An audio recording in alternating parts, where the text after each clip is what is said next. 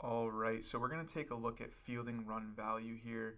Um, Basically, what this means is uh, Patrick Bailey, in his position, was able to acquire his team's 22 runs. He saved his team's 22 runs. 16 of those were because of his framing, 6 were because of his throwing, and 0 were for his blocking. We could break down this catching column further.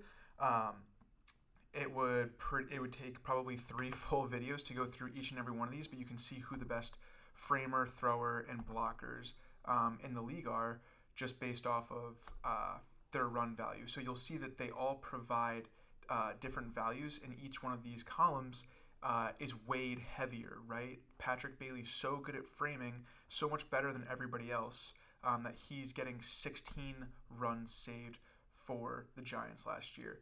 Throwing wise, it's a little bit tighter. Will Smith and Patrick Bailey again doing good things, and then blocking you'll see is even tighter. Danny Jansen only getting 4 runs here. So you have to think like which column do you want to take full advantage of. I think that's why like one knees is a big thing in catching world, because look how many runs you can save your team if you're good at framing. Now, if we go into total field run value, you'll see that a lot of these guys are acquiring it from their range, right? And a bunch of these guys, it looks like, are also outfielders. So if we look at range or outs above average, you can save up to 1 run here by depending on where the ball is, the hang time of that ball, how far you were from it when you started.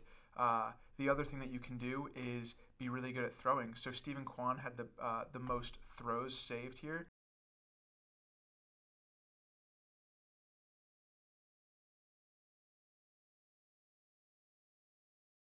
Beautiful throw to second base, got Javi Baez by a mile.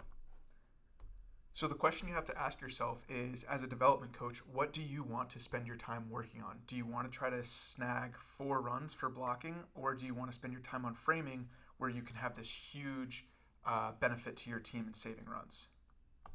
Now, let's also not forget that the throwing factor especially can go into a bunch of different rabbit holes. The timing of your throws, how quick you're getting it out, the pitches that the batter's stealing on, those can all be weighed differently, as well as the framing, right? Patrick Bailey might have a completely different pitching staff than Alejandro Kirk, right? And same with the blocking. If my pitchers are heavy fastball users, I'm probably not going to have to block that much. And if I do, those balls are probably going to be easier to stop, to pick, than it would be if my guys were constantly throwing a lot of stuff in the dirt.